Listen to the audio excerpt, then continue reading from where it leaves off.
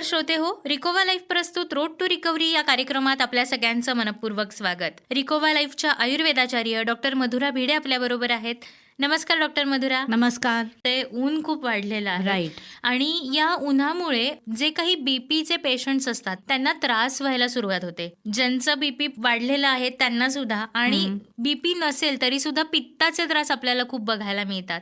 तर या सगळ्या उष्णतेच्या त्रासांना एक छान सोल्युशन म्हणून नस्य आहे असं तुम्ही एकदा सांगितलं होतं. याबद्दल आज आम्हाला परत सांगा ना. नक्कीच. कसं आहे, जसं ऊन वाढत जाणार आहे तसं शरीरातली थोडी थोडी उष्णता पण वाढत जाणार आहे. बर. म्हणजे एप्रिल मे महिन्यात तर ही उष्णता खूप वाढते आणि आयुर्वेदात या उष्णतेला सामना करण्यासाठी अनेक उपाय सांगितलेले आहेत. अर्थात आपल्याला खाण्यापिण्यातनं पण काही बदल करावे लागतात आणि आपला दैनंदिन विहार पण बदलावा लागतो, रुटीन बदलावं लागतं.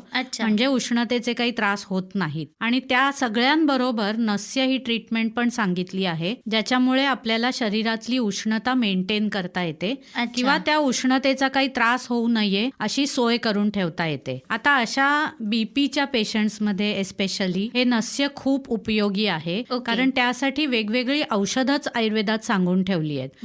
म्हणजे कधी नस्य तुपाने करायला सांगितलंय, कधी काही स्वरस म्हणजे एखाद्या वनस्पतीचा रस काढायचा आणि त्याने नस्य करायचं. म्हणजे उष्णतेने वाढणारं बीपी वाढत नाही आणि पेशंटला बरं वाटतं, वेगवेगळे त्रास होत नाहीत. आणि त्यासाठी नस्य केलं तर आपल्याला छान उपयोग होताना दिसतो. मग काही वेळेस पेशंटना डोकं दुखतं, काही वेळेस चक्कर आल्यासारखी होते, एस्पेशली उन्हाळ्याच्या सीझन मध्ये.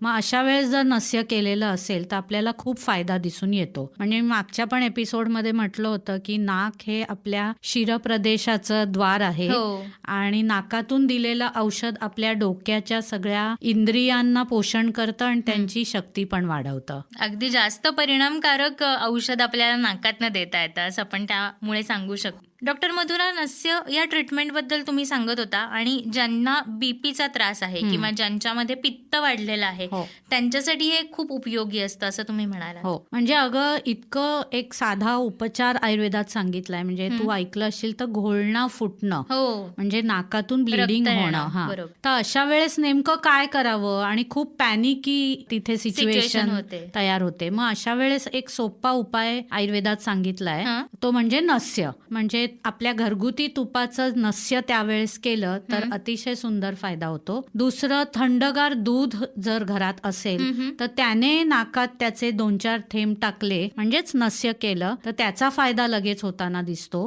किंवा बर्फाच्या पाण्याचं नस्य केलं तरी लगेच उपयोग होताना दिसतो. अच्छा. याचबरोबर आयुर्वेदात काही वनस्पती सांगितल्या आहेत की त्यांचं तूप केल्याने, त्यांचा रस काढल्याने, त्याने नस्य केलं तर लगेच फायदा दिसून येतो. म्हणजे इमर्जन्सी ट्रीटमेंट म्हणून सुद्धा नस्याचा फायदा होताना दिसून येतो.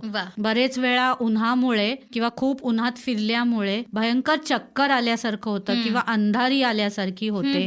मग अशा वेळेस अशी कंडिशन सारखी होत असेल तर ही कायमची घालवण्यासाठी सुद्धा आपल्याला नस्य ट्रीटमेंट करता येते. वा, नस्याचे खूपच फायदे आहेत आणि अगदी कमीत कमी वेळामध्ये जास्तीत जास्त परिणामकारक रिझल्ट देणारी आयुर्वेदातली ही ट्रीटमेंट म्हणजे नस्य. कॉन्टॅक्ट नंबर आहे 83 800 16 116, 83 800 16 116, 8380016116.